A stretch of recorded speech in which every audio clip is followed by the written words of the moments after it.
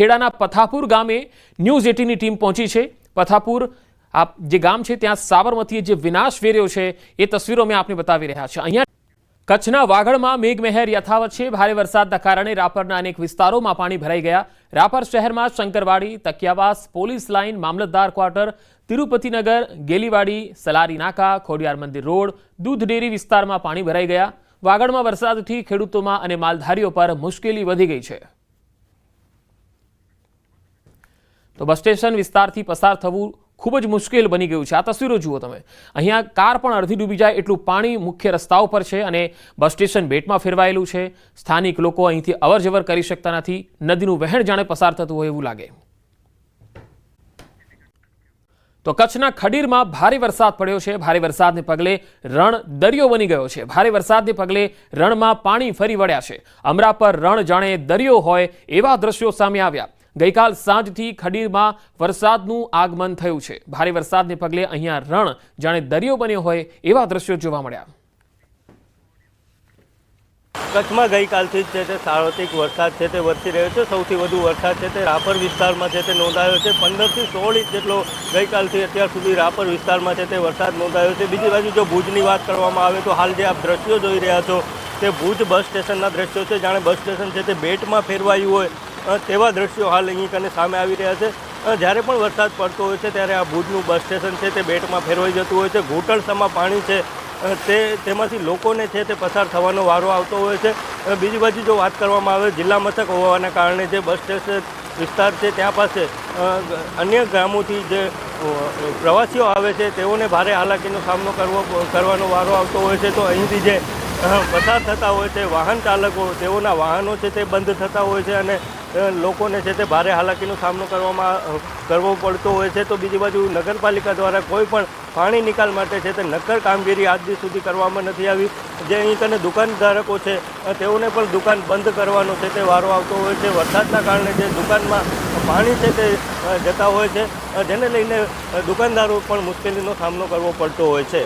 Mehul Solanki, news 18 Gujarati, Kutch. કચ્છમાં સતત વરસાદથી સફેદ રણ દરિયામાં ફેરવાયું। ડીપ ડિપ્રેશનની અસર વચ્ચે રણ દરિયો બની ગયો છે। વિશ્વ પ્રખ્યાત ધોરડો, સફેદ રણ અને વોચ ટાવર વિસ્તાર જળમગ્ન થયા છે। દૂર દૂર સુધી જ્યાં નજર કરો ત્યાં પાણી જ પાણી જોવા મળ્યા। રણમાં પાણી ભરાતા આવનાર રણોત્સવ સમયે પ્રવાસીઓને સફેદ રણ જોવા જે છે એ જઈ શકે છે પણ થોડી મુશ્કેલી ચોક્કસ પડશે। જિલ્લાભરમાં ગત રાત્રિથી વરસી રહ્યો છે ભારે વરસાદ અને ડીપ ડિપ્રેશનની અસર પણ છે। ધોરડો, સફેદ રણ અને વોચ ટાવર જળમગ્ન થયેલા છે।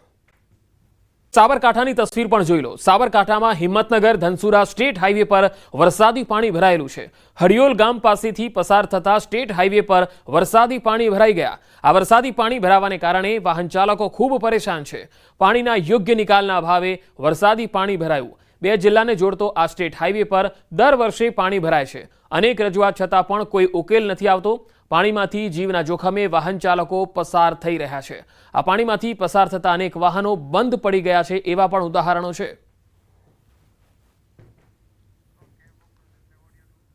સાબરકાંઠા અને ઉપરવાસમાં અવિરત વરસાદના કારણે છેલ્લા 3 દિવસથી વરસાદી માહોલ જામ્યો હતો અને વરસાદી માહોલના કારણે અનેક જગ્યાએ પાણી ભરાવાનો બનાવો પણ સામે આવ્યા હતા। તો કેટલીક નદી નાળાઓ પણ છલકાયા હતા જેના કારણે પાણીનો પ્રવાહ વધી રહ્યો છે। તો વાત કરવામાં આવી હતી જે બે જિલ્લાને જોડતો હિંમતનગરથી ધનસુરા જે સ્ટેટ હાઈવે છે તે હાઈવે પાણીમાં ગરકાવ થયો છે ને આ સ્ટેટ હાઈવે પર વરસાદી પાણી ભરાયો જઈને લઈને વાહન ચાલકોને ભારે મુશ્કેલીનો સામનો કરવો પડતો હોય છે।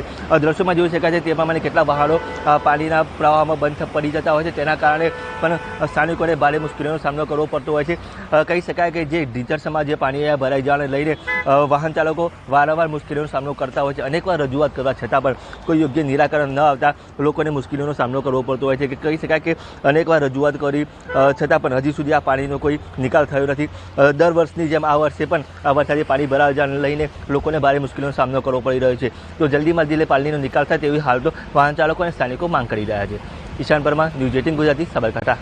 થરાદ તાલુકામાં ભારે વરસાદથી ખેતરોમાં જળબંબાકારની સ્થિતિ સર્જાઈ। ભોરોલ ગામે ધોધમાર વરસાદથી ગામ અને ખેતરો પાણીમાં ડૂબી ગયા। પાણીના નિકાલની કોઈ વ્યવસ્થા ન હોવાથી લોકોને પારાવાર મુશ્કેલીનો સામનો કરવો પડી રહ્યો છે।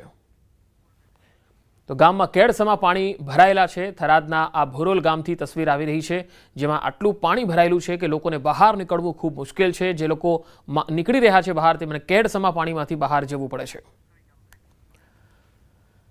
હવે સુઈ ગામની તસવીર આપણે બતાવીએ, જે સરહદીય વિસ્તારમાં આવેલું સુઈ ગામ તાલુકો, જ્યાં 17 ઇંચ વરસાદથી ઠેર ઠેર જળબંબાકારની સ્થિતિ છે. ભાભર સુઈ ગામ હાઈવે પાણીમાં ગરકાવ છે. બનાસકાંઠાના થરાદથી ભાભરને જોડતો નેશનલ હાઈવે બંધ થયો. થરાદથી ભાભર જતા લોકો હાઈવે પર પાણીમાં અટવાયા. ભાભરથી થરાદ આવતા અનેક વાહનો ફસાયા.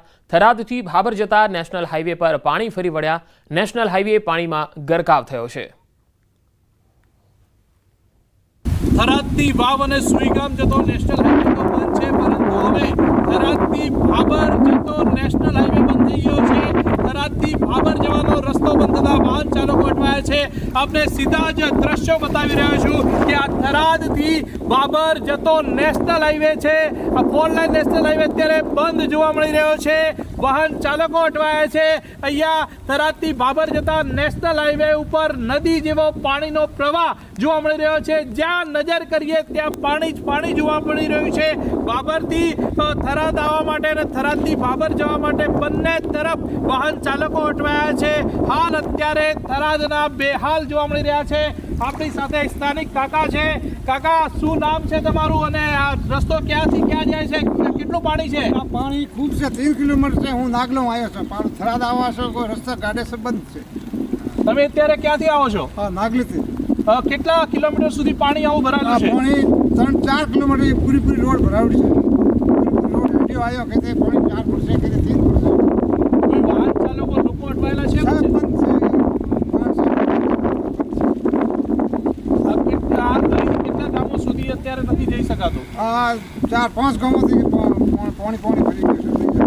બીજા આપણે દ્રશ્યો બતાવીશ કે જે વાહનો છે તે વાહનો અત્યારે અટવાયા છે. પોલીસની ગાડી હોય કે પછી સ્થાનિક વાહનો હોય છે, તમામ વાહનો અત્યારે અટવાયેલા જોવા મળી રહ્યા છે. જે આ મુખ્ય જે રસ્તો છે થરાદથી વાવ જવાનો, તે રસ્તો બંધ થઈ ગયો છે.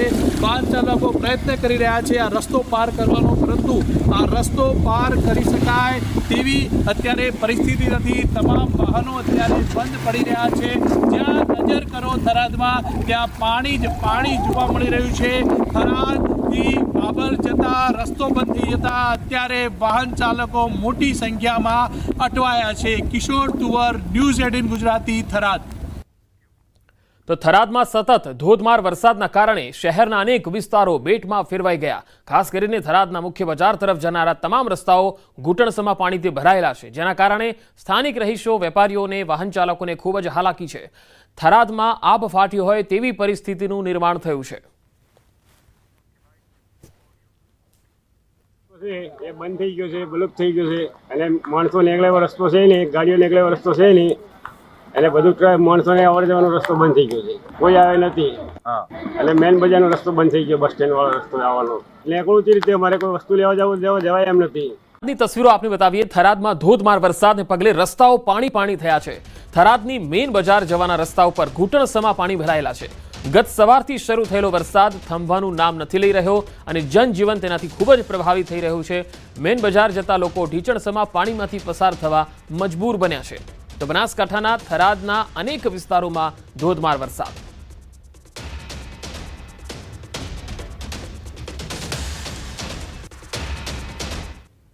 થરાદના હાલ અત્યારે બેહાલ જોવા મળી રહ્યા છે. આપ જોઈ શકો છો કે જે પાઇપો બનાવવામાં આવી છે સ્થળાંતર માટે, પાઇપ ઉપર હું બેઠો છું અને અહીંયા જે ઘૂંટણ જે છે જે એનાથી પણ વધુ જે પાણી ભરાયા છે લોકો છે આપણી જોડે. ક્યાંથી આ સ્થળાંતર કરીને લઈને આવો છો? અમે રાજગઢથી અને તાલુકા પંચાયત સુધી આવી ગયા છીએ. સ્થળાંતર કરાવીએ છીએ લોકોનું. મહાલક્ષ્મી ગણેશ સોસાયટી દરેક લોકોનું સ્થળાંતર કરાવીએ છીએ. હાલ શું છે અત્યારે થરાદના?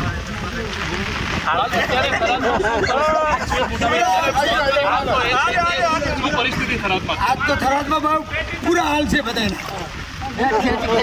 ખેંચી માણસોને જીવ બચાવીને ખેતી માટે કાઢો છે અને વાહન ને બીજું બધું ને એને ઘરમાં પડ્યું જ છે બધાને. ખાલી માણસો એકલા ઘરની બહાર નીકળે છે. તમે જે પ્રમાણે આ દ્રશ્યોમાં જોઈ શકો છો કે હાલ અત્યારે બેહાલ જોવા મળી રહ્યા છે. અત્યારે વહીવટી તંત્ર દ્વારા કોઈ પણ પ્રકારની વ્યવસ્થા નથી કરાઈ, તેના લીધે લોકો જે છે તે પાઇપ પર અત્યારે સ્થળાંતર કરતા નજરે પડી રહ્યા છે. કેટલાક યુવાનો છે જે લોકોને બહાર નીકાળી રહ્યા છે. બીજા આપણે દ્રશ્યો બતાવીશ કે જ્યાં નજર કરો ત્યાં પાણી જ પાણી જોવા મળી રહ્યું છે. જે બસ છે અત્યારે બસ પણ અત્યારે એક બંધ જોવા મળી રહી છે. આગળ એક બસ પડી છે તે પણ બંધ થઈ ગઈ છે આ રસ્તામાં. એટલે કે આ જે થરાદમાં પ્રવેશવાના જે રસ્તાઓ છે તે અત્યારે બંધ જોવા મળ્યા છે. બીજી એક આપને વાહન બતાવીશ. આગળ જીપ પડી છે તે જીપ પણ અત્યારે બંધ જોવા મળી રહી છે.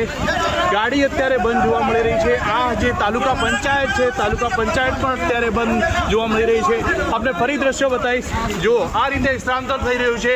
અહીંયા થરાદમાં અત્યારે એસડીઆરએફની ટીમની જરૂર છે, એનડીઆરએફની ટીમની જરૂર છે, હોડીઓની જરૂર છે, પરંતુ વહીવટી તંત્ર હજી સુધી અહીંયા આવ્યું નથી. અને સરકારી કચેરીઓ છે તે પાણીમાં ગળા ડૂબ જોવા મળી રહી છે. સરકારી કચેરીઓ પાણીમાં હોવાથી સ્થાનિક લોકો છે તે સ્થાનિક લોકો અત્યારે સ્થળાંતર કરતા નજરે પડી રહ્યા છે. આ દ્રશ્યો છે થરાદ અને બનાસકાંઠાના વહીવટી તંત્ર. આ દ્રશ્યો જુઓ. શરમજનક બાબત એ કહેવાય કે 10-10 ઇંચ વરસાદ પડી રહ્યો છે છતાં પણ અહીંયા સરકારી જે કર્મચારીઓ કહેવાય તે કોઈ ફરકતું નથી. એસડીઆરએફની ટીમ છે પરંતુ તે અત્યારે આ વિસ્તારમાં જોવા મળતી નથી. વહીવટી તંત્ર પહોંચે પહેલા ન્યૂઝ 18ની ટીમ અહીંયા પહોંચી છે. તમામ દ્રશ્યો જે છે તે તમામ વિસ્તાર જે છે તે પાણીમાં ગળાડૂબ જોવા મળી રહ્યો છે. પાણીમાં થરાદ અત્યારે પાણીમાં હોય તેવા દ્રશ્યો છે. તમામ અત્યારે થરાદમાં પ્રવેશવાના રસ્તાઓ બંધ થઈ ચૂક્યા છે પરંતુ હજી સુધી વહીવટી તંત્રની ટીમ અમને ક્યાંય જોવા નથી મળી. એ શરમજનક બાબત આ બનાસકાંઠાના વહીવટી તંત્ર માટે કહી શકાય. કિશોર તુવર, ન્યૂઝ 18 ગુજરાતી, થરાદ.